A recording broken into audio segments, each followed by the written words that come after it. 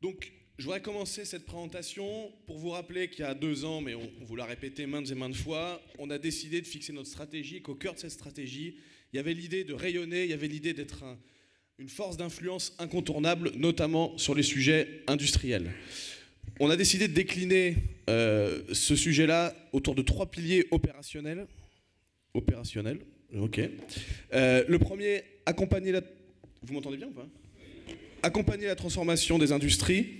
Et là, on a un exemple qui a été mentionné par Clément tout à l'heure, la CEC qui vient de finir son parcours industrie et qui a permis de sensibiliser de nombreux dirigeants d'entreprises industrielles aux enjeux des transitions énergétiques. Et donc, on est vraiment dans ce sujet d'accompagnement. Et ensuite, il y a 2 autres piliers. Rapprocher les Français de leur industrie. On se donne l'ambition de contribuer à rapprocher l'ensemble des Français de l'industrie.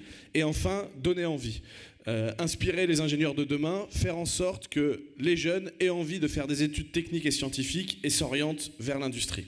Et donc, grâce à cette déclinaison opérationnelle de notre stratégie, on a décidé de lancer un grand projet qui est, pour reprendre une expression qui a été employée tout à l'heure, un projet dont le timing était complètement irréaliste, mais on a quand même réussi, et c'est le projet des Journées d'usines ouvertes, dont je vais relater la trajectoire en quelques minutes. Comment ça fonctionne ?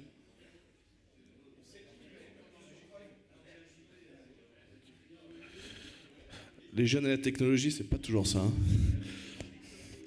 Donc, ces journées d'usines ouvertes, on les a décidées il y a 1 an, lors de la dernière Assemblée Générale de printemps, donc dans une approche un peu serrée en termes de timing.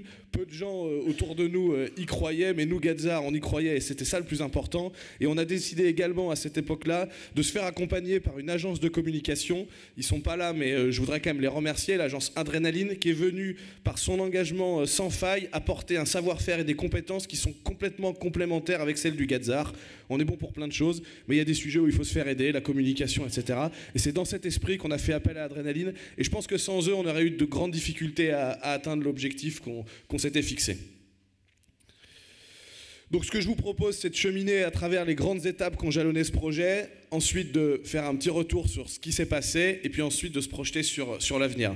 Donc pour commencer, on a décidé de s'entourer de partenaires. L'objectif, c'était d'être impactant, et donc de ne pas y aller seul, d'y aller en tant que leader, mais de fédérer autour de nous. Et pour ça, on a plus de 15 partenaires qui se sont mobilisés pour ce projet cette année, des partenaires institutionnels, des partenaires d'organisations professionnelles.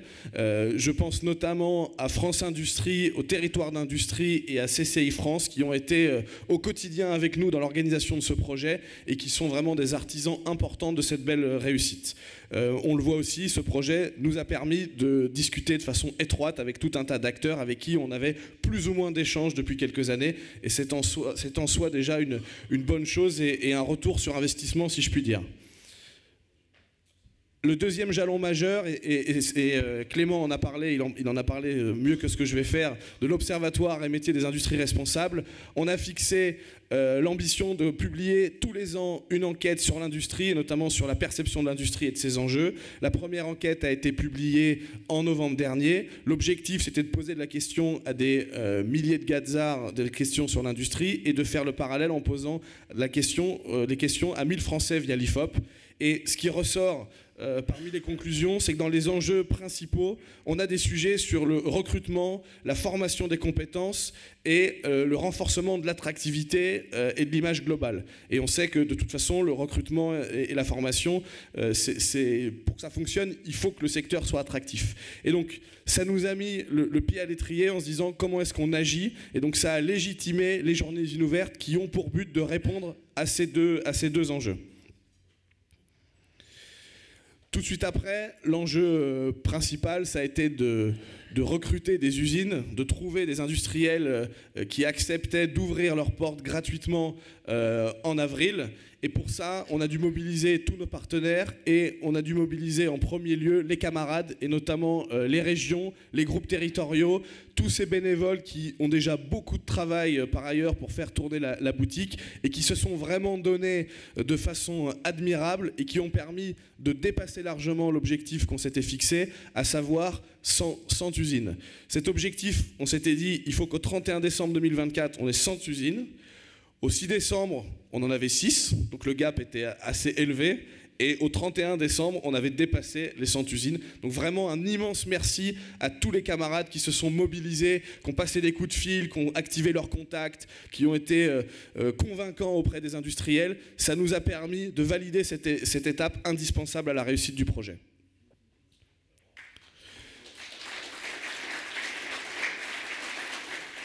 Je voudrais du coup maintenant passer la main à Arnaud Le Gall, donc un de nos camarades de la Angers 212, mais qui est également exécutif vice-président Europe de Bernard Contrôle, une des sociétés qui a accepté d'ouvrir ses portes, et je vais lui laisser témoigner de pourquoi Bernard Contrôle a souhaité participer à cette opération. Salut à tous, je suis ravi d'être là aujourd'hui, on ne peut pas faire mieux comme timing. J'ai un petit problème de vol qui devait arriver hier soir, qui finalement est arrivé ce matin, donc... au moment où j'ouvrais la porte, j'étais appelé. On n'aurait pas pu faire mieux, hein, à la minute près. Donc je suis ravi d'être parmi vous aujourd'hui. Je m'appelle Arnaud Le Gall, INACE 163, Angers 212. Et après les arts et métiers, j'ai eu la chance d'avoir un parcours en double diplôme avec l'université de Beihang à Pékin. Et puis après ça, j'ai rejoint Bernard Contrôle pour une longue aventure qui va durer maintenant presque 10 ans. Et l'année dernière, au mois de juin, j'ai eu l'occasion de déménager donc en France pour prendre la direction générale pour l'Europe de Bernard Contrôle. Et c'est à ce moment-là que j'ai entendu peu ou prou parler des journées usines ouvertes. De mon côté, j'ai toujours été très engagé pour l'industrie et puis pour les arts et métiers également. Je me suis occupé pendant un petit moment du groupe territorial de Pékin. La place est vacante d'ailleurs pour ceux qui sont à Pékin et qui souhaiteraient me remplacer, vu que j'y suis plus depuis presque un an. Et pour moi, faire rayonner l'industrie, c'est avant tout la faire connaître, puisque je me rends compte en parlant à des amis qui ne sont pas nécessairement gazards et qui ne connaissent pas nécessairement l'industrie, que pour eux, les usines, c'est un peu une boîte noire.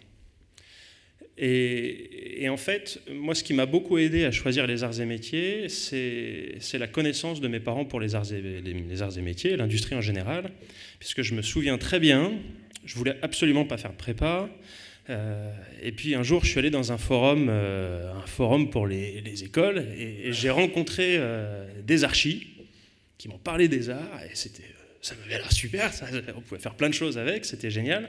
C'était à Rennes, et puis je suis rentré chez moi, à Quimper, et puis quand je parle de ça à mes parents, il y a les yeux qui s'écarquillent, et ils disent, mais attends, mais les arts et métiers, c'est de l'école de référence pour l'industrie. Et ça m'a beaucoup aidé. Et en fait, je me rends compte que si je n'avais pas eu ce témoignage de mes parents, peut-être que j'aurais fait autre chose, parce qu'à un moment, on se cherche. Et c'est très important, en fait, d'aider les jeunes dans l'orientation et d'aider le grand public à connaître un petit peu la beauté des métiers de l'industrie. Qui ne se disent pas que c'est un travail extrêmement difficile, extrêmement rébarbatif, qui n'a aucune valeur, qui est vraiment... les gens s'imaginent ça comme un milieu très terrible, où ils voient en fait des gens à la chaîne faire des petits trucs avec leurs mains, vraiment sans but précis dans la vie, alors que ce n'est pas du tout ça. Et si on veut l'expliquer aux gens, le mieux c'est de leur montrer en vrai. Puisqu'on peut faire des émissions de télé, on peut faire des articles dans les journaux, dans les magazines, mais ça n'a pas le même impact que quand les gens se rendent compte par eux-mêmes de qu'est-ce que c'est que de travailler dans une industrie aujourd'hui. Bernard Contrôle, c'est une ETI. On est 600 personnes à travers le monde, 2 usines en France, une aux États-Unis, une en Chine.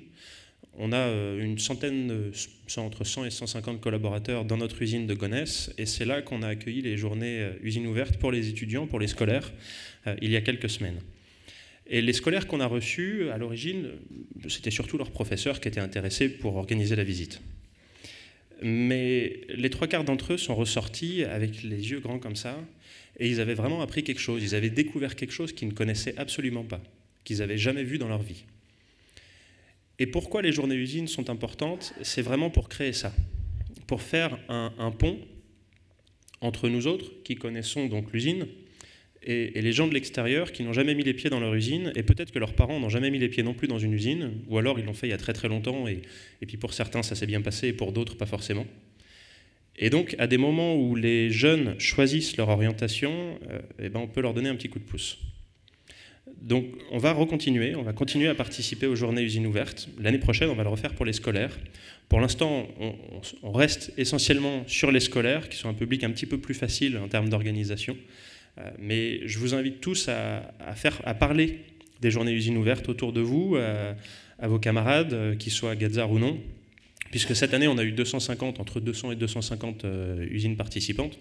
Je pense qu'on peut faire beaucoup plus, puisque mine de rien, on a un maillage industriel important sur notre territoire, et l'industrie française, qui aujourd'hui représente que 10% de notre PIB, contrairement à l'Italie où on est presque à 20% et à l'Allemagne autour de 25%, doit progresser. Et on a une richesse dans l'enseignement en France, qui soit au niveau professionnel, de type BEP, lycée professionnel, en termes de formation courte, que ce soit des BTS ou le bachelor arts et métiers, en termes de formation plus longue, avec des diplômes d'ingénieurs. Et on a en France toutes ces strates d'enseignement qui font qu'on a toutes les clés pour que l'usine réussisse, que l'industrie française réussisse. Et je vais conclure pour le fait de dire que c'était génial. C'était super de voir des jeunes de 14 ans poser plein de questions, être très très intéressés et ressortir de là en se disant en fait, ouais, je connaissais pas, mais moi je ferais peut-être ça. Donc merci.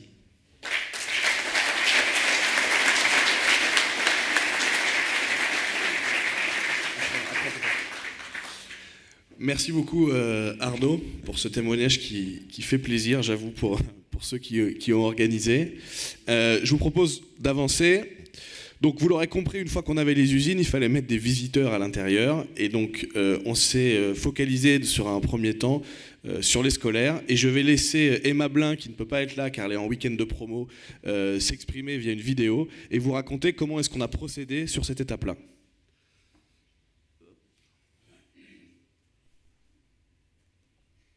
Salut à tous, donc je suis Emma, Angers 221 et bénévole sur le projet Journée Usine Ouverte et notamment sur toute la partie scolaire. Donc en gros, une fois que les différentes usines se sont inscrites aux Journées Usine Ouverte, notre travail, ça a été de faire en sorte que ces usines soient remplies le 4 avril de scolaires, donc à la fois de collégiens, de lycéens, de BTS, de prépa. Donc pour ce faire, on s'est majoritairement appuyé sur deux réseaux. D'une part, c'est évidemment le réseau Quetzar, avec les groupes territoriaux et plus précisément les personnes s'occupant de la promotion des métiers d'ingénieur, donc les DPMI. Et pour ce faire, on a beaucoup travaillé avec Florence Ferry, qui a énormément contribué au projet, donc à ce titre, je la remercie. Mais on a aussi utilisé tous les réseaux des partenaires, donc à savoir l'IESF, Femmes Ingénieurs, la DGESCO, donc qui est reliée au ministère de l'Éducation nationale. Et donc, on a utilisé ces différentes personnes et ces différents maillages territoriaux pour contacter les écoles qui étaient proches des usines qui participaient à l'initiative. Et donc tout le travail de ces bénévoles, ça a été de présenter le projet et de faire en sorte que les écoles s'inscrivent et aient connaissance des différents dispositifs qui étaient mis en place, à savoir le financement des transports, le kit pédagogique, on en parlera juste après. Et voilà, tout simplement en fait leur donner envie de faire visiter ces usines à leurs élèves. Un des enjeux un peu majeurs de cette première initiative, ça a été de trouver des financements, puisque vous vous en doutez, les transports étaient assez nécessaires en fait pour tout simplement rejoindre les usines qui sont souvent loin des collèges et des lycées. Mais cette partie-ci, c'est plutôt Aurélien qui s'en est occupé. On a réussi en tout cas à obtenir suffisamment de financement pour financer la majorité des bus qui ont été utilisés par les élèves le 4 avril, donc plutôt un beau challenge et une belle réussite pour cette première initiative. Et je vous en parlais, on a créé avec Adrénaline, l'agence de communication, un kit pédagogique. C'est tout simplement une sorte de petit livret d'une dizaine de pages qui récapitule tout simplement ce que c'est que l'industrie, qui montre qu'elle est omniprésente en fait dans notre vie et dans les objets qu'on utilise au quotidien, d'une part, et d'autre part qui donne envie, on l'espère, aux élèves qui auront visité ces usines, de suivre un parcours plutôt industriel pour leur poursuite d'études. Donc pour ça, il y avait différents témoignages de personnes travaillant dans l'industrie, des ingénieurs, quelques gazards évidemment, mais pas que, aussi des techniciens ou d'autres personnes tout simplement travaillant dans le milieu industriel. Voilà, que vous dire d'autre Moi, à titre personnel, j'ai été vraiment heureuse de participer à cette première initiative et on espère avec tout simplement l'ensemble de l'équipe de bénévoles qui ont travaillé sur le projet qu'on aura donné envie à des jeunes de suivre cette voie pour leur poursuite d'études et plus tard pour leur vie professionnelle. Comme vous l'avez compris,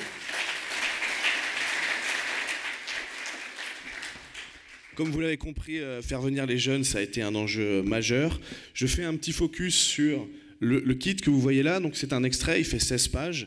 Ce kit, il a été distribué pendant les journées usines ouvertes, mais il a aussi vocation à être réutilisé et pourquoi pas découpé, décortiqué dans le cadre de la PMI, de la promotion du métier de l'ingénieur. On veut capitaliser un maximum sur ce qu'on a fait, donc ça sert les journées usines ouvertes, mais ça peut servir aussi à d'autres actions. Et ce kit, comme vous pouvez voir quelques extraits, il est très visuel, très coloré, très imagé. On l'a voulu très accessible. Il rentre dans le fond d'un certain nombre de sujets, mais il est très accessible pour les jeunes. Et encore merci à Emma, merci à Florence Ferry, merci à tous les DPMI, les DESPROM qui ont participé, qui nous ont vraiment permis de relever ce challenge.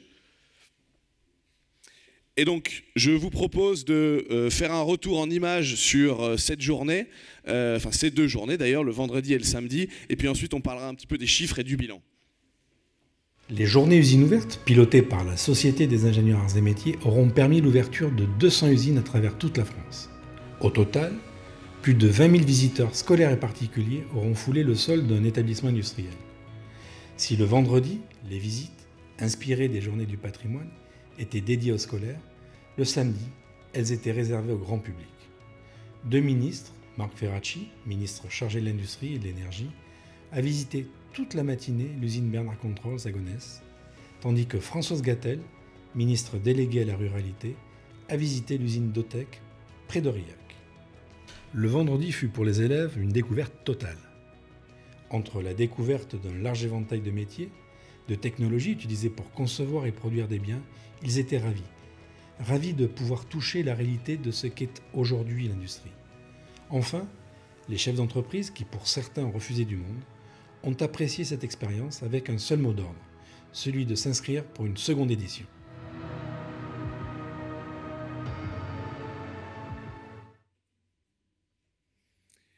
Et donc maintenant les chiffres.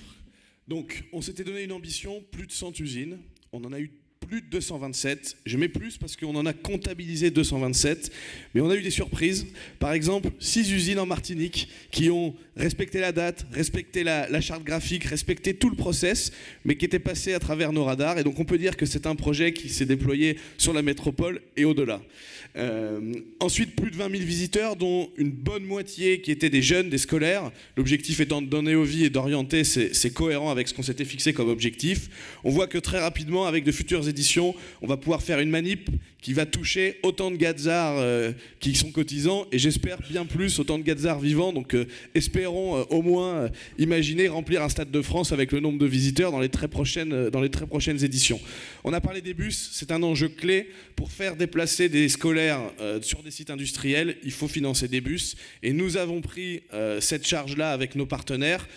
Charge financière et aussi charge organisationnelle, et c'est vraiment quelque chose qui a été apprécié par les scolaires et par le ministère de l'Éducation nationale, avec qui nous avons tissé des liens solides, et on va capitaliser là-dessus pour d'autres projets.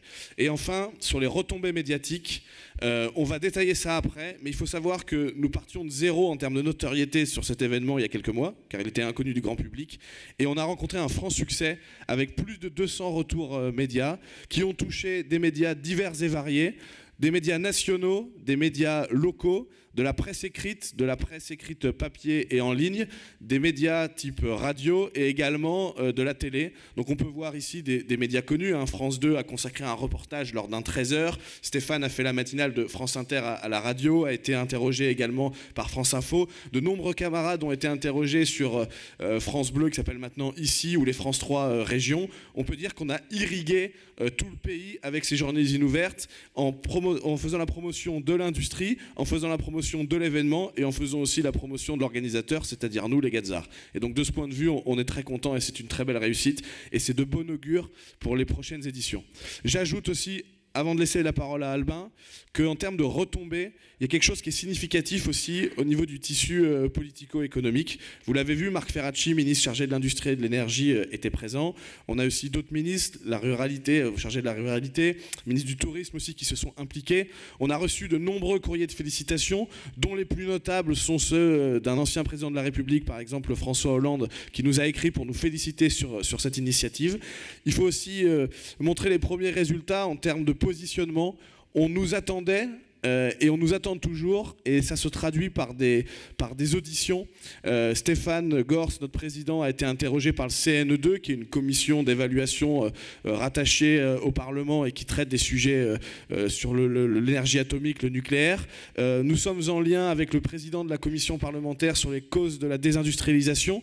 Ils veulent avoir l'avis des Gazards, et c'est entre autres grâce à ce type d'initiative. Et donc on peut voir que tout ça se traduit aussi en implication, en positionnement des Gazards au cœur de la réindustrialisation, au cœur du paysage économique et du paysage industriel. J'ajoute également que nous sommes en train de constituer un groupe de travail avec Bercy pour travailler sur les sujets de financement des ETI. Ce groupe de travail est né justement grâce aux Journées Usines Ouvertes, via les contacts qu'on a tissés et via les témoignages aussi d'industriels lors de ces Journées Usines Ouvertes. Et donc on travaille avec des Gazards, chefs d'entreprise et des financiers et le ministère de l'Industrie pour pouvoir réfléchir sur ces questions qui sont stratégiques pour notre pays. Je vais maintenant demander à Albin de me rejoindre pour qu'il vous parle un peu de l'impact interne de ce projet, car c'est un projet à deux faces, une face tournée vers l'extérieur, mais aussi une face tout aussi importante tournée vers notre communauté.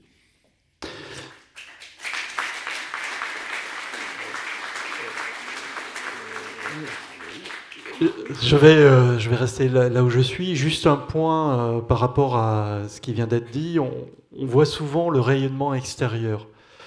En fait, il ne faut pas oublier que ce projet a aussi une incidence interne qui est aussi importante que le rayonnement extérieur. C'est-à-dire que vis-à-vis de nos camarades, cela montre que notre association se bouge. Par rapport à des camarades qui ont pu prendre une certaine distance vis-à-vis de notre communauté, ça leur permet par des rappels vis-à-vis de l'extérieur, au travers, tiens, j'écoute ma radio et j'entends parler des arts et métiers.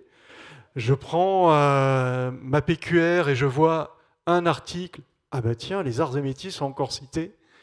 Et là-dessus, je pense que sur le long terme, c'est ce qui nous permettra de ramener des camarades qui ont pris de la distance. Un autre élément, et moi je l'ai vu puisque j'ai fait en janvier-février la présentation de la SOS aux premières années, donc à NOPG, c'est aussi par rapport à tout ce travail-là et cette attractivité que l'on met en avant, c'est aussi offrir à NOPG de pouvoir avoir une marque arts et métiers beaucoup plus marquante, et à partir de là, dans leur recherche d'emploi, leur faciliter cette recherche d'emploi. Lorsqu'on parle de lien intergénérationnel, cette manifestation, pour moi, en est aussi un exemple vivant, car tout ce que l'on fait aujourd'hui, ce n'est pas uniquement pour l'extérieur, c'est avant tout pour nos camarades et pour nos PG.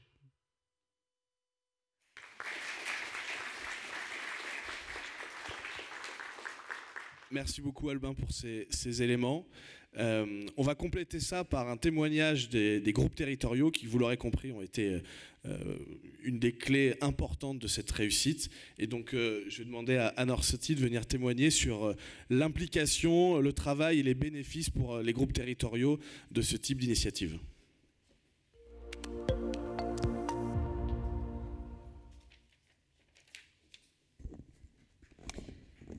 Salut à tous. Donc, je suis Anne Orsetti, Cluny 90, présidente du groupe de Nancy, et je suis aussi déléguée de promotion. Ces journées usines ouvertes nous offrent une nouvelle opportunité de promouvoir nos activités et les valeurs de notre communauté au niveau de chaque groupe territorial, de nous faire connaître sur tout le territoire. Il faut que dans le paysage pro-industrie territoriale, nous soyons considérés comme un acteur. Ces journées usines ouvertes complètent nos actions existantes, telles que les visites d'usines ou les forums étudiants, comme celui du campus de Metz. Elles nous permettent de solliciter les archis de manière différente, en les intégrant dans des projets qui sortent du cadre traditionnel. C'est une opportunité supplémentaire de mobiliser notre réseau professionnel et de renforcer les liens entre nous. C'est une opportunité pour certains archis qui ont besoin de contacts en présentiel avec les industriels de développer leurs activités professionnelles.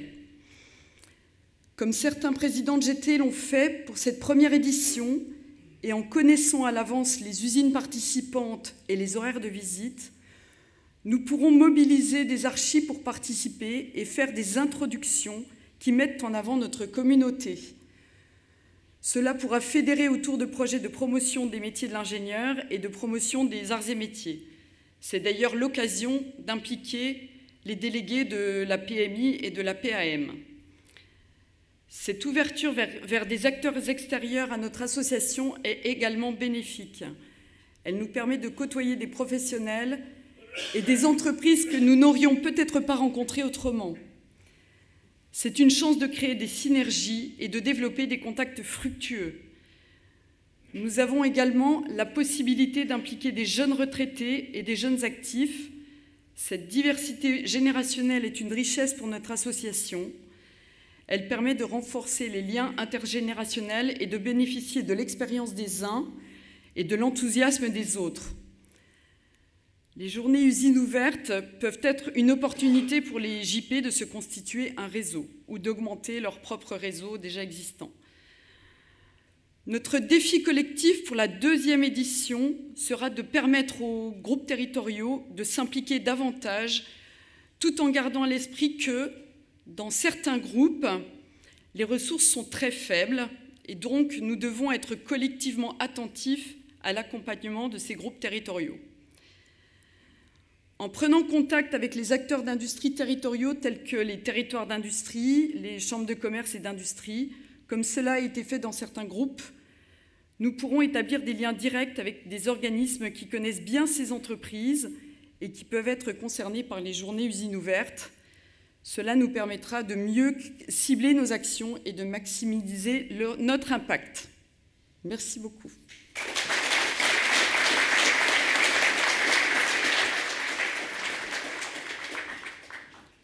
Merci beaucoup pour ce témoignage.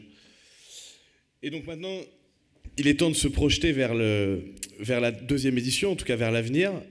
Avant toute chose, je voudrais dire que ce projet, c'est un projet qui est lié... Pour moi, la clé de la réussite, c'est le collectif, et le collectif bien au-delà de l'équipe organisatrice, le collectif de toute la communauté qui vraiment s'est mobilisée et a travaillé d'arrache-pied sur un temps très court pour pouvoir faire de cet événement un vrai succès. Ça montre que, encore une fois, les Gazards savent faire collectivement. Les Gazards bénéficient de ce petit truc en plus, le collectif, que certains n'ont pas.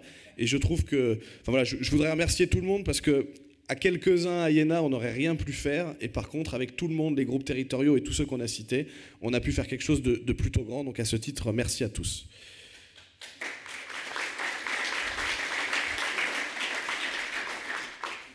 Et donc l'enjeu, et je vais demander à Stéphane de me rejoindre pour qu'il vous partage aussi l'ambition, mais c'est de se projeter vers une 2e édition qu'on veut plus ambitieuse, plus grande en termes de volume et plus grande en termes de rayonnement.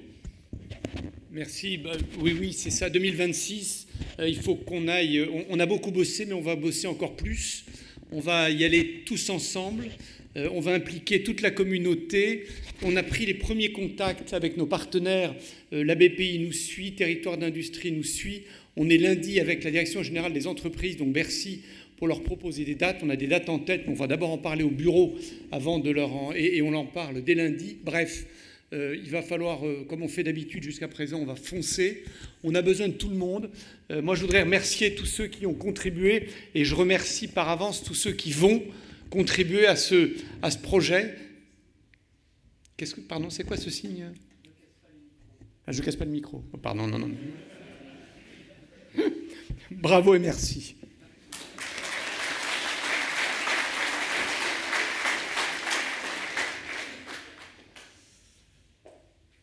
Je ne sais pas si vous avez des questions ou si on a été clair. Ah, je vois qu'il y en a. Alors, comme je suis là, je ne distribue plus les micros, donc si quelqu'un peut me remplacer.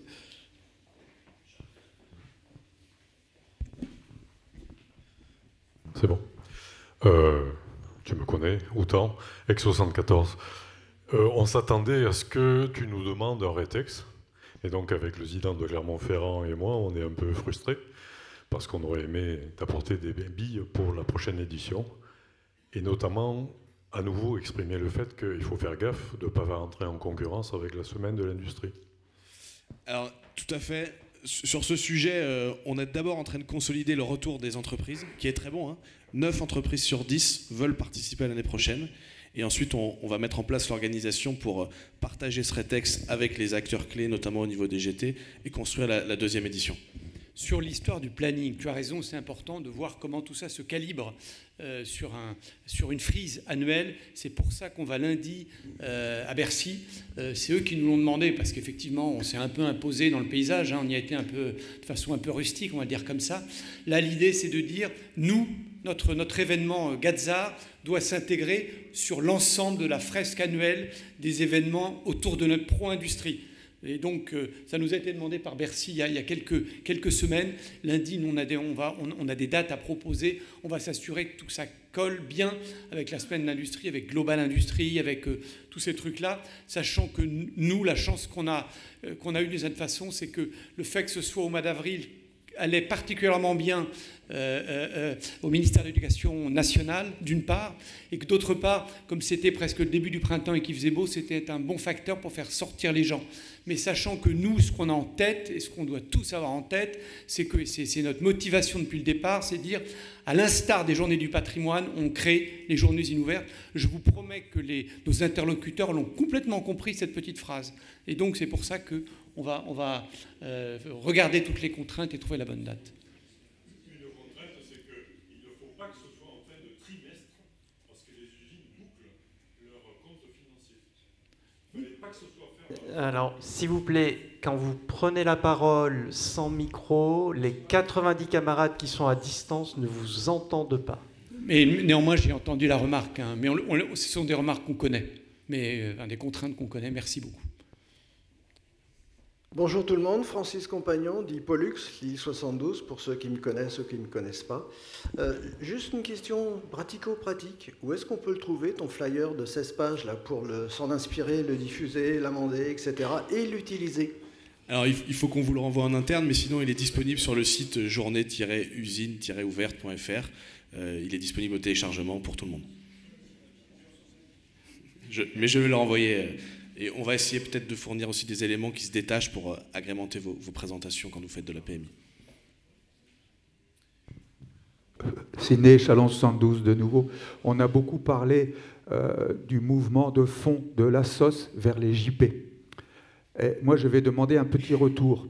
Les JP et les PG, quand on vous invite dans les groupes territoriaux, n'hésitez pas, venez, ça nous fait énormément plaisir.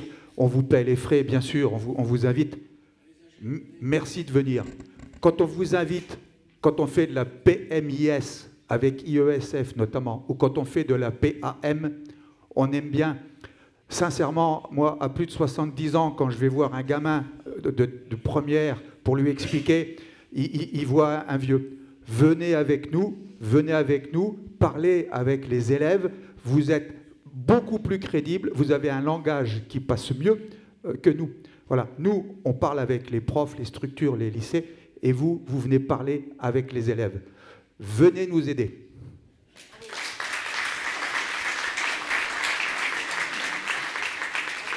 Le message est reçu et ce type d'initiative contribue justement à attirer les jeunes vers ces actions-là.